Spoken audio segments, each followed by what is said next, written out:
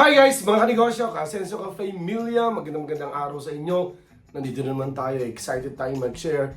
Ano ba yung mga negosyo na patok o maaaring maging patok sa 2024? Yun ay December 1, 31 days na lang at 2024 na. May naisip ka bang negosyo?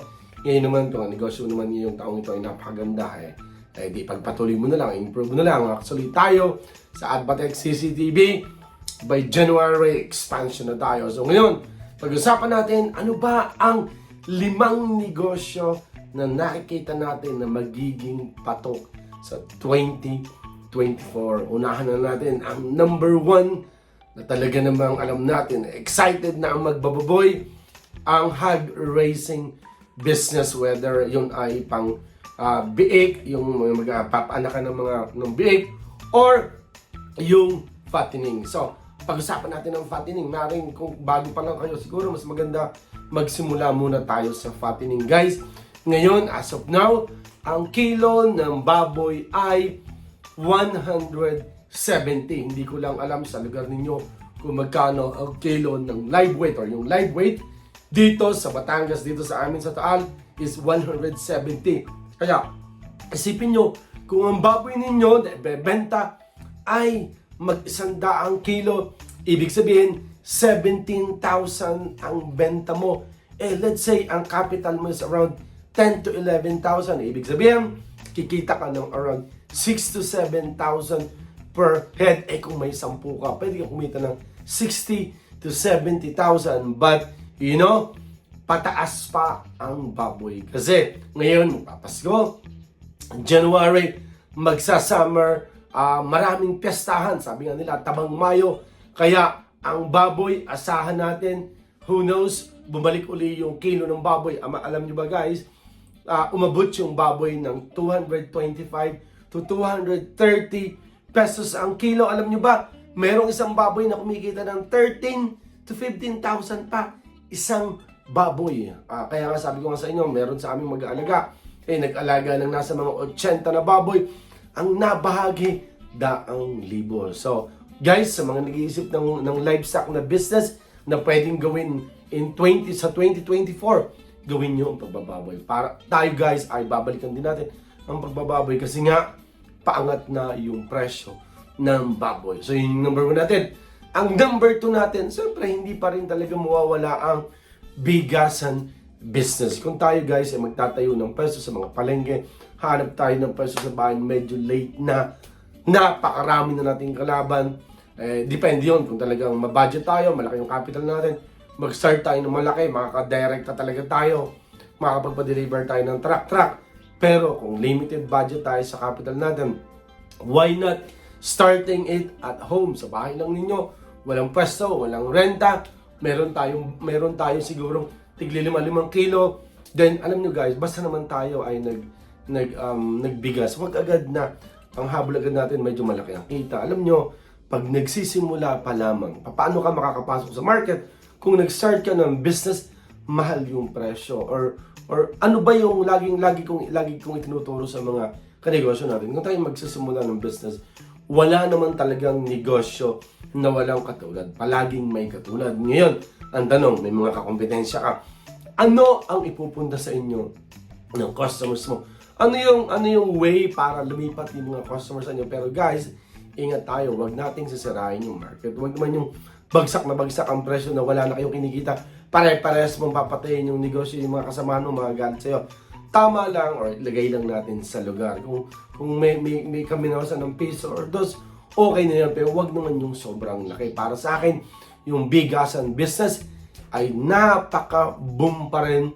Pag-aralan kung paano, mas maganda sana kung ikaw ay may motor, kahit paano nakapag-deliver ka. Kung may mga malalapit, pwedeng mag-deliver, pwede yun. At hindi ko isinasuggest guys yung nagpapautang ng bigas. Para sa akin, napakarami, may mga experience na tayo.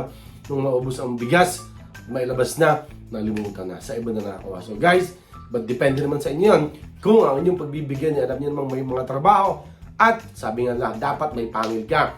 Ibig sabihin, dapat medyo matapang-tapang ng konti. Kasi pag tayo'y mabait, sobra at pautang, wala ka. Kakalimutan na nila ang utang. Magkakaroon sila ng sakit na amnesia.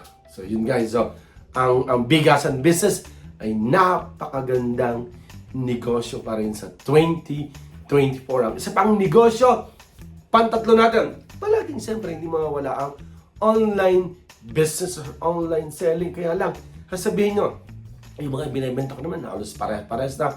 Yung mga ganitong gusto kong ibenta, parehas na. Guys, ang isang technique para makakuha tayo ng supplier na sure tayo, nakikita, sure tayo na mababa ang presyo. Guys, search nyo ang Alibaba.com. Ang Alibaba.com, pinadali na nila yan. Unlike before, nung nasa Thailand tayo, yung company kung saan tinatrabaho, tayo ay member ng Alibaba, ibabayad tayo every year, yearly yung binabayaran natin. Tayo lang yung may access sa Alibaba. Then yung mga, it's B2B, business to business. Mga negosyante na gustong kumuha ng supply, mga negosyante na supplier, manufacturer, B2B yun. So, ngayon, pinadali na. Kahit hindi ka na mag-member, ngayon, kahit nasa Pilipinas ka, kahit wala kang import license, pwede kang kahit wala kang DTA, kahit wala kang business, at most importantly, kahit wala kang import license, pwede ka na mag-import dahil pinadali na yan. Ngayon, meron tayong mga importer, sila yung nag-i-import, sila na rin yung mga shipping company.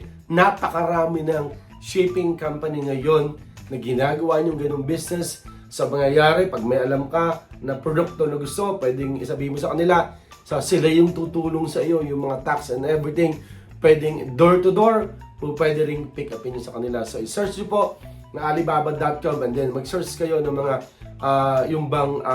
mga shipping company dito sa Pilipinas na sila yung tutulong sa inyo para padalhin. So, para sa akin, kung gusto nyo talaga na kumita, mas maganda mag-direct talaga kayo sa Alibaba. And then, may mga minimum lang sila. Hindi rin naman kalaki yan. So, at least, kung ibebenta nyo direct, kayo na talaga ang bumili sa manufacturer.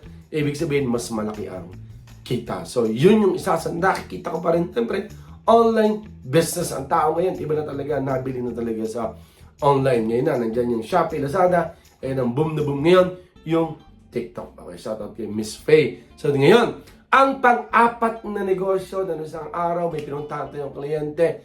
Guys, may napuntahan tayo na isang customer natin na magpapakabit ng CCTV. Guys, ang negosyo niya is LPG business or yung tangke ng gasol. Alam nyo ba guys, ang medyo mabigat, na itanungan natin, magkano ba yung isang tangke daw ng gasol? Sabi niya ngayon, medyo mataas na ngayon, nag-range sa 2,800 ang tangke ng gasol. Imagine niyo guys, kung may 100 ka pala, that's around 280,000, medyo malaki ang kapital. Agad panghihinaan kayo, ang laki naman ang kapital. Magkano lang ba yung tubo sa tangke ng gasol? Siguro mga 100 to 150 pesos. Imagine niyo ang laki ng kapital kung mabenta yung 100 tangke ng gasol at sa 100 pesos lang. Ibig sabihin, merong 10,000. Kung 150, ibig sabihin 15,000, napakaliit ang kita. Tunay naman na medyo maliit. Kaya lang, tandaan natin, sa una, mahirap. Sa una, maliit. Pero, i-compute mo sa 500 na tangke ng gasol. I-compute mo sa 1,000 na tangke ng gasol. Ibig sabihin, 100,000 din yung kikitaan ninyo. Kaya maganda itong tangke ng gasol. It's a necessity. Ibig sabihin, pag bumili sila sa yung ngayon, every month, meron talagang pamilya na wala pang 1 month ang tangke ng gasol. So, lagi mo lang isipin, ano yung pwede mong may offer? Kasi, pag pumasok ka ng market, yung mga papasukin mong market, may kinukuhanan na sila. May pera lang bagong lipat ng subdivision, bagong lipat ng bahay ngayon, ay wala pa silang kinukuhanan, makukuha mo. Pero 99% mong customers, meron na silang kinukuhanan. Ngayon, ano yung dahilan para kumuha sila sa inyo? Siyempre, unang-una, napakabilis ng service mo, napakabait. Siguro ang number one din dyan, hindi rin yung presyo, but yung service. Pag tumawag ka, talagang hindi mo pa ibababa yung telepono mo, may nabusina na, nagdi-deliver na. Ganun kabilis, express. Pag magagawa niyo yun, sure ako. Kasi normally yung iba, magluluto, biglang na-realize nila, wala na palang gasol. Alam naman maghintay sila ng ilang oras, magugutom sila. So, para sa akin, yung service is number one, And then susunod pa rin dyan yung presyo. Okay, so presyo, siyempre din yung quality. At yun nga, pag-aralan nyo, online kayo, meron kayong hotline, pag talagang tumawag agad, may sasagot. Sure ako, magiging boom yung LPG business ninyo. And then, now, ang last natin na pwede kong sabihin na patok talaga, ginawa ko rin nung ako ay nasa Thailand. Sinabi ko minsan yung kay Faye, gawin natin yan. Hindi nga lang namin nagawa. Parang ayaw niya, hesitant siya. Alam nyo, para sa akin, meron nga tayong napanood sa si Alex Gonzaga and Tony Gonzaga. May interview sila. Big time, multimillionaire, skincare business ang kanyang linya or yung business niya is skincare. Para sa akin, ang isa pa rin laging boom na kung papayag nga lang si Peg, gusto namin gawin ang skincare business. Ang skincare business, alam naman natin, ang mga babae, kahit hindi na kumain yan, basta may pampaganda. Parang ang bumubuhay talaga sa mga babae. Siyempre, ang pampaganda. Siyempre, pag pumunta yan sa mga shop, sa mga Watson, kung saan man, laging napapadaan sila sa mga beauty products, parang gano'n. So, alam nyo ba, nung ako ay nasa Thailand, alam naman natin, ang Thailand ay napakakilala pagdating sa skincare. At tayo nga, may paplano in the future, bumalik ng Thailand para naman kumuha tayo ng market, para kumuha tayo ng mga product na pwede nating dalhin dito sa Pilipinas. Kasi nung okay na sa Thailand, may mga product tayo na dinala dito sa Pilipinas. Nag-export din tayo nung tayo na sa Thailand. Export tayo sa Indonesia, India, Singapore, Malaysia. Maraming bansa tayo na pinag-exportan ng mga skincare products. At para sa akin, siguro marami dito ng mga subscriber natin na nagninegosyo ng skincare products. Para sa akin, yung skincare products ay napaka-bilis at napakadaling gawin. Lalong-lalo na guys, kung napaka-effective. Meron tayo, naalala ko yung Kiss Skincare. Whitening collagen talaga naman guys. Sa gabi, pag i-apply ninyo, pag gising nyo sa umaga, hindi nyo na makikilala ang mukha nyo dahil napakalaki ng pagbabago. So guys, para sa akin, excited din ako na i-share sa inyo itong vlog na ito na sana ay makatulong. Sa 2024, gawin natin ang negosyo na gusto natin, na may potential. Hindi naman yung lang nakita lang ninyo na nag-boom yung nag-click yung nagagayanin. Guys, may kanya-kanya. Sabi nga nila, swerte ni Pedro ay hindi pwede maging swerte ni Juan. Yan ay may pagkakaiba. Pero ako ay palagi naniniwala kung tayo guys ay masipag, matyaga, madiskarte, gumagawa ng mabuti, nagpe-pray kay Lord, walang hindi natin magagawa.